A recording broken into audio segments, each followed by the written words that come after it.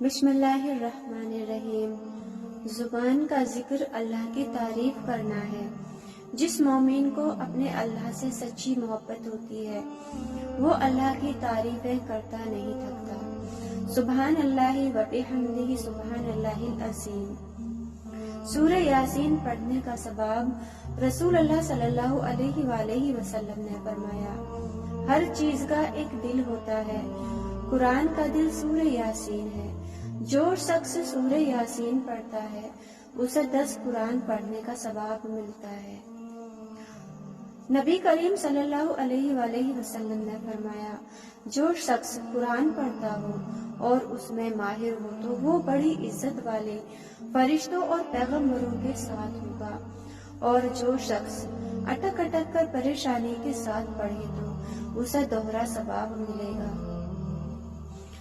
نبی کریم صلی اللہ علیہ وسلم نے ارشاد فرمایا، جب اللہ کسی بندے کو کسی رعایت کا حاکم بناتا ہے اور وہ خیر خواہی کے ساتھ اس کی حفاظت نہیں کرتا تو وہ جنت کی خوشبو بھی نہیں پائے گا۔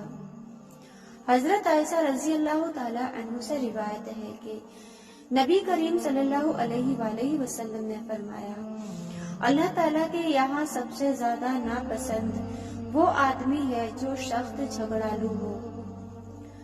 نبی کریم صلی اللہ علیہ وآلہ وسلم نے فرمایا، انسان کے ہر ایک جوڑ پر صدقہ لازم ہوتا ہے ہر دن جس میں سورج طلوع ہوتا ہے، پھر اگر وہ انسان کے درمیان انصاف کرے تو یہ بھی ایک صدقہ ہے، اور کسی کو سواری کے معاملے میں اگر مدد پہنچائے تو یہ بھی صدقہ ہے۔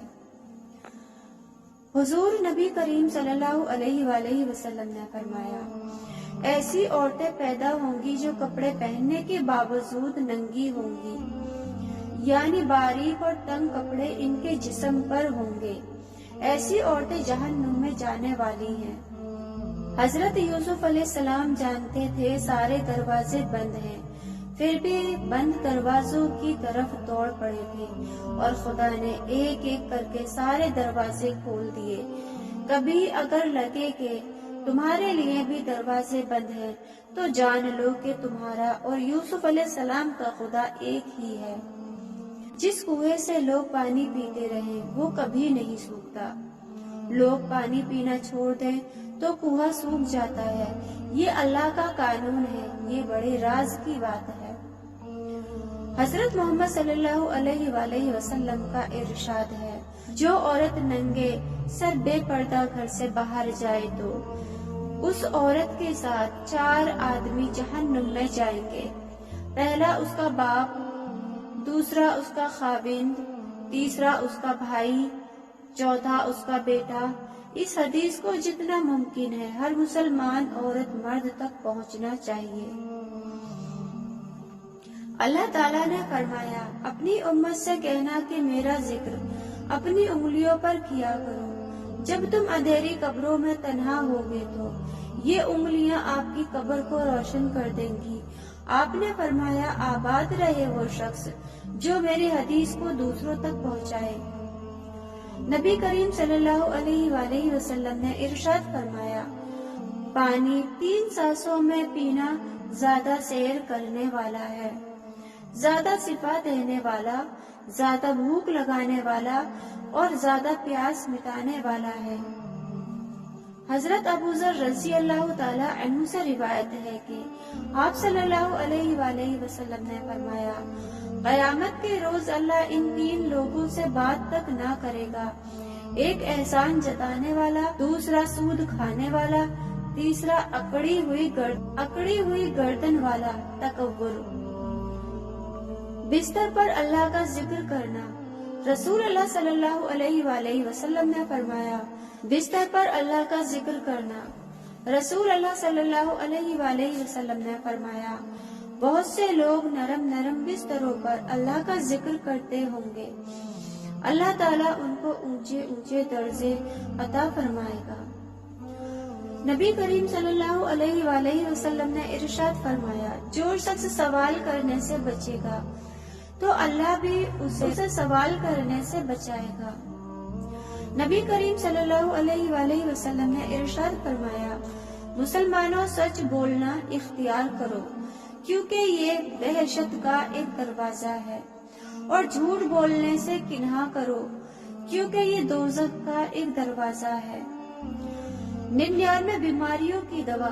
رسول اللہ صلی اللہ علیہ وآلہ وسلم نے فرمایا، جو شخص لا حول ولا قوت الا باللہ پڑھے گا تو یہ 99 مرض کی دوا ہے، جس میں سب سے چھوٹی بیماری رنج و غم ہے۔ حضرت عائشہ رضی اللہ تعالی عنہ فرماتی ہیں کہ رسول اللہ صلی اللہ علیہ وآلہ وسلم نے فرمایا، جو شخص بیٹیوں کی وجہ سے آزمایا گیا اور اس نے اس پر صبر کیا تو وہ بیٹیاں اس باپ کے لیے آگ جہنم سے رکاوٹ ہوں گی۔ رسول اللہ صلی اللہ علیہ وآلہ وسلم نے ارشاد فرمایا، جو کسی مسلمان کو بدنام کرنے کے لیے اس کا ذکر کرے اور اسی طرح لوگوں کی نظروں میں اس کا احترام ختم کرنا چاہتا ہو تو اللہ اسے اپنی ولایت سے نکال کر شیطان کی ولایت میں دے دیتا ہے، لیکن شیطان بھی اسے قبول نہیں کرتا۔ مصطفیٰ صلی اللہ علیہ وآلہ وسلم نے ارشاد فرمایا، دل سخت کیوں ہوتا ہے؟ اللہ تعالیٰ کا ذکر کے سوا زیادہ گفتگو نہ کرو، کیونکہ اللہ تعالیٰ کے ذکر کے بغیر زیادہ کلام کرنا دل کی سختی کا باعث ہے، اور سخت دل آدمی اللہ تعالیٰ سے بہت دور ہوتا ہے۔ فجر اور عصر پابندی سے ادا کرنا۔ رسول اللہ صلی اللہ علیہ وآلہ وسلم نے فرمایا، ہرگز وہ آدمی جہنم میں داخل نہیں ہو سکتا جو سورج نکلنے سے پہلے فجر کی نماز اور سورج غروب ہونے سے پہلے عشر کی نماز پڑھے۔ رسول اللہ صلی اللہ علیہ وسلم نے فرمایا، جس شخص کے دل میں رائی کے دانے کے برابر بھی تکبر ہوگا وہ جنت میں نہ جائے گا۔ اس پر ایک شخص نے سوال کیا، اے اللہ کے رسول صلی اللہ علیہ وآلہ وسلم، ہر شخص چاہتا ہے کہ اس کا لباس جوتے وغیرہ اچھے ہوں، تو کیا وہ بھی جنت میں نہ جا سکے گا؟ اس پر رسول اللہ صلی اللہ علیہ وسلم نے فرمایا، یقیناً اللہ خوبصورت ہے، یقیناً اللہ خوبصورت ہے اور خوبصورتی کو پسند فرماتا ہے۔ تکبر کا مطلب یہ ہے کہ بندہ حق کو ٹھکرا دے اور لوگوں کو حقیر سمجھے۔ نبی کریم صلی اللہ علیہ وآلہ وسلم نے ارشاد فرمایا، اللہ تعالیٰ ہر رات کے آخری حصے میں دنیاوی آسمانوں پر تشریف لاتا ہے اور فرماتے ہیں، کون ہے جو دعا کرے اور میں قبول کروں؟ کون ہے جو مجھ سے مانگے اور میں اسے عطا کروں؟ کون ہے جو مجھ سے معافی چاہے اور میں اس کو بخش دوں؟ باوضو سونا۔ رسول اللہ صلی اللہ علیہ وآلہ وسلم نے فرمایا، جو بھی مسلمان وضو کر کے اللہ تعالیٰ کا ذکر کرتے ہوئے سوتا ہے، پھر رات میں بیدار ہو کر اللہ سے دنیا اور آخرت کی بھلائی کا سوال کرتا ہے تو اللہ تعالیٰ اسے دے دیتے ہیں۔